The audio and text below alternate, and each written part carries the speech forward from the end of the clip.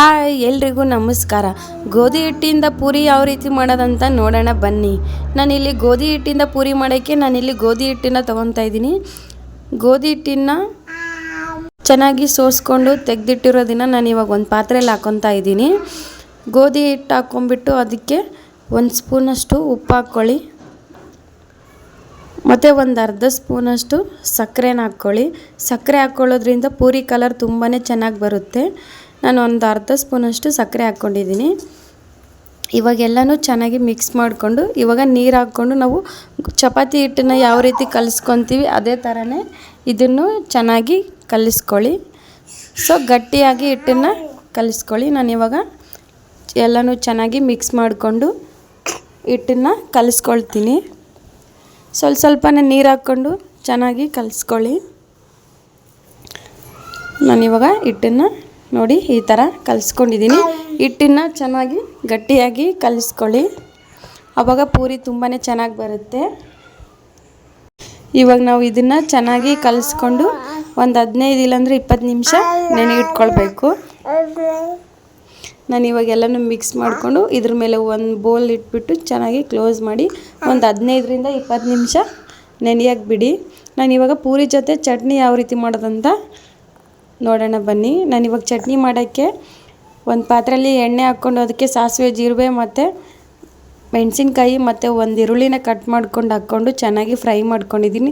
ಅದಾದಮೇಲೆ 1 ಸ್ಪೂನಷ್ಟು ಉಪ್ಪು ಮತ್ತು ಒಂದು ಅರ್ಧ ಸ್ಪೂನಷ್ಟು ಅರಿಶಿನ ಹಾಕ್ಕೊಂಡು ಚೆನ್ನಾಗಿ ಮಿಕ್ಸ್ ಮಾಡ್ಕೊಳ್ಳಿ.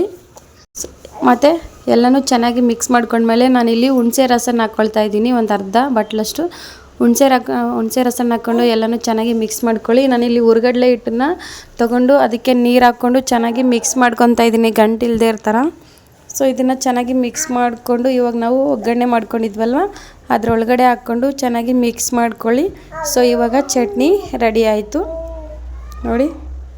ಇವಾಗ ಚಟ್ನಿ ಪೂರಿ ಜೊತೆ ಚಟ್ನಿ ರೆಡಿ ಆಯಿತು. ಬನ್ನಿ ಇವಾಗ ಪೂರಿ ಮಾಡ್ಕೊಳ್ಳೋಣ. ನಾನಿಲ್ಲಿ ಪೂರಿ ಮಾಡ್ಕೊಳ್ಳೋಕ್ಕೆ ಹಿಟ್ಟನ್ನು ತೊಗೊಂಬಿಟ್ಟು ಸಣ್ಣದಾಗಿ ಉಂಡೆ ಮಾಡಿ ಇಟ್ಕೊಂಡಿದ್ದೀನಿ. ಸೊ ಇವಾಗ ಪೂರಿ ಮಾಡ್ಕೊಳ್ಳೋಣ. ನೋಡಿ ಈ ಥರ ಚಿಕ್ಕದಾಗಿ ಉಂಡೆ ಮಾಡಿಕೊಂಡು ಇವಾಗ ಚಪಾತಿ ಯಾವ ರೀತಿ ಮಾಡ್ಕೊತೀವಿ ಅದೇ ಥರನೇ ಸಣ್ಣದಾಗಿ ಒಂದು ಸ್ವಲ್ಪ ದಪ್ಪವಾಗೇ ಮಾಡ್ಕೊಳ್ಳಿ. ದಪ್ಪ ಮಾಡ್ಕೊಳ್ಳೋದ್ರಿಂದ ಪೂರಿ ಚೆನ್ನಾಗಿ ಉಬ್ಬಿ ಬರುತ್ತೆ. ನೀವು ಜಾಸ್ತಿ ತೆಳ್ಳಗೆ ಮಾಡ್ಕೊಂಡ್ರೆ ಪೂರಿ ಚೆನ್ನಾಗಿ ಬರಲ್ಲ. ಸೊ ಮೀಡಿಯಮ್ ಸೈಜಲ್ಲಿ ನೀವು ಮಾಡ್ಕೊಳ್ಬೇಕು. ನಾನಿವಾಗ ಅದೇ ಥರನೇ ಎಲ್ಲನೂ ಮಾಡಿ ಇಟ್ಕೊಳ್ತೀನಿ ನೋಡಿ. ಹಿಟ್ಟು ಚೆನ್ನಾಗಿ ನೆನೆದಿದೆ, ಸೊ ಹಂಗಾಗಿ ಪೂರಿ ಎಷ್ಟು ಚೆನ್ನಾಗಿ ಬರ್ತದೆ ನೋಡಿ. ಸೊ ಇವಾಗ ಎಲ್ಲನೂ ನಾನು ಅದೇ ಥರನೇ ಮಾಡಿ ಇಟ್ಕೊಳ್ತೀನಿ. ಯಾರೆಲ್ಲ ನನ್ನ ಚಾನಲ್ನ ಫಸ್ಟ್ ಟೈಮ್ ನೋಡ್ತಾ ಇದ್ದೀರಾ ಎಲ್ಲರೂ ನನ್ನ ಚಾನಲ್ನ ಸಬ್ಸ್ಕ್ರೈಬ್ ಮಾಡಿಕೊಂಡು ಬೆಲ್ ಬಟನ್ ಮೇಲೆ ಆಲ್ ಅಂತ ಕ್ಲಿಕ್ ಮಾಡಿ. ನಾನು ನೆಕ್ಸ್ಟ್ ಯಾವುದೇ ಒಂದು ವಿಡಿಯೋ ಮಾಡಿದ್ರೆ ನಿಮಗೆ ನೋಟಿಫಿಕೇಷನ್ ಬರುತ್ತೆ. ಸೊ ಇವಾಗ ಎಲ್ಲನೂ ಮಾಡಿ ಇಟ್ಕೊಂಡಿದ್ದೀನಿ ನೋಡಿ. ಇವಾಗ ಒಂದು ಪಾತ್ರೆಯಲ್ಲಿ ಎಣ್ಣೆ ಬಿಸಿ ಆಗೋಕ್ಕೆ ಇಟ್ಟಿದ್ದೀನಿ. ಸೊ ಎಣ್ಣೆ ಬಿಸಿ ಆದಮೇಲೆ ನಾವು ಅದರೊಳಗಡೆ ಪೂರಿನ ಹಾಕ್ಕೊಳ್ಳೋಣ. ನಾನಿವಾಗ ನೋಡಿ ಈ ಥರ ತೊಗೊಂಡ್ಬಿಟ್ಟು ಇವಾಗ ಎಣ್ಣೆ ಕಾದ್ಮೇಲೆ ನಾವು ಅದಕ್ಕೆ ಹಾಕ್ಕೊಳ್ಳೋಣ. ಸೊ ಇವಾಗ ಎಣ್ಣೆ ಬಿಸಿ ಆಗಿದೆ, ನಾವಿವಾಗ ಎಣ್ಣೆಲಿ ಹಾಕ್ಕೊಳ್ಳೋಣ ನೋಡಿ. ಎಣ್ಣೆಲಿ ಹಾಕ್ಕೊಂಬಿಟ್ಟು ಜಸ್ಟ್ ನೀವು ಸ್ಪೂನಿಂದ ಹಿಂಗೆ ಪ್ರೆಸ್ ಮಾಡಿದರೆ ಸಾಕು ನೋಡಿ ಪೂರಿ ಯಾವ ರೀತಿ ಉಬ್ಬಿ ಬರುತ್ತೆ ಅಂತ ನೋಡಿ. ಎಷ್ಟು ಚೆನ್ನಾಗಿ ಪೂರಿ ಉಬ್ಬಿ ಬಂತಲ್ವ. ಸೊ ಗೋಧಿ ಹಿಟ್ಟನ್ನೇ ಉಪಯೋಗಿಸ್ಕೊಂಡೆ ನೀವು ಈ ರೀತಿ ಪೂರಿ ಮಾಡ್ಕೊಳ್ಬೋದು. ಮೈದಾ ಹಿಟ್ಟನ್ನು ಯೂಸ್ ಮಾಡೋ ಬದಲು ನೀವು ಗೋಧಿ ಹಿಟ್ಟಿಂದನೇ ಪೂರಿ ಮಾಡ್ಕೊಳ್ಬೋದು. ಹೆಲ್ತಿಗೆ ಕೂಡ ಒಳ್ಳೆಯದು ತುಂಬಾ. ಸೊ ನೋಡಿ ಎಷ್ಟು ಚೆನ್ನಾಗಿ ಉಬ್ಬಿ ಬಂದಿದೆ ಅಂತ ಹೇಳ್ಬಿಟ್ಟು. ಸಕ್ಕರೆ ಹಾಕಿರೋದ್ರಿಂದ ನೋಡಿ ಪೂರಿ ಕಲರ್ ಯಾವ ಥರ ಬಂದಿದೆ, ಎಷ್ಟು ಚೆನ್ನಾಗಿ ಕಾಣಿಸ್ತಿದೆ ನೋಡಿ. ಸೊ ಇವಾಗ ನಾನು ಎಲ್ಲನೂ ಇದೇ ಥರನೇ ಪೂರಿನ ಕರ್ಕೊಳ್ತೀನಿ ನೋಡಿ. ಇನ್ನೊಂದು ತೋರಿಸ್ತಾ ಇದ್ದೀನಿ ನೋಡಿ. ಜಸ್ಟ್ ನೀವು ಎಣ್ಣೆಲಿ ಹಾಕ್ಬಿಟ್ಟು ಜಸ್ಟ್ ಸ್ಪೂನಿಂದ ಪ್ರೆಸ್ ಮಾಡಿದರೆ ಸಾಕು ಪೂರಿ ಉಬ್ಬಿ ಬರುತ್ತೆ. ನೀವೇನು ಮಾಡೋದೇ ಬೇಕಿಲ್ಲ ನೋಡಿ ಎಷ್ಟು ಚೆನ್ನಾಗಿ ಉಬ್ಬಿ ಬರುತ್ತೆ ಅಂಥೇಳಿ. ಹೋಟ್ಲಲ್ಲಿ ಯಾವ ರೀತಿ ಪೂರಿ ಇರುತ್ತೆ ಸೊ ಅದೇ ಥರನೇ ಇರುತ್ತೆ. ನಾನಿಲ್ಲಿ ಚಿಕ್ಕದಾಗಿ ಪೂರಿ ಮಾಡ್ಕೊಂಡಿದ್ದೀನಿ. ನಿಮಗೆ ದೊಡ್ಡ ಸೈಜಲ್ಲಿ ಬೇಕಂದರೆ ಹಿಟ್ಟನ್ನು ಜಾಸ್ತಿ ತೊಗೊಂಡ್ಬಿಟ್ಟು ದೊಡ್ಡ ಪೂರಿನ ಮಾಡ್ಕೊಳ್ಬೋದು. ನಾನಿಲ್ಲಿ ಮೀಡಿಯಮ್ ಆಗಿ ಚಿಕ್ಕದಾಗಿ ಪೂರಿ ಮಾಡ್ಕೊಂಡಿದ್ದೀನಿ ನೋಡಿ. ನಾನಿವಾಗ ಎಲ್ಲನೂ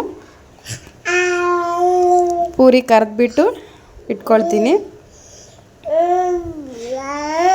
ನಾನಿವಾಗ ಎಲ್ಲನೂ ನೋಡಿ ಪೂರಿ ಕರೆದಿಟ್ಕೊಂಡಿದ್ದೀನಿ. ಸೊ ನೋಡಿ ಚಟ್ನಿ ಮತ್ತು ಪೂರಿ ರೆಡಿ ಆಯಿತು. ಸೊ ನಿಮಗೇನಾದರೂ ಈ ವಿಡಿಯೋ ಇಷ್ಟ ಆದರೆ ಲೈಕ್ ಮಾಡಿ ಮತ್ತು ಕಮೆಂಟ್ ಮಾಡಿ.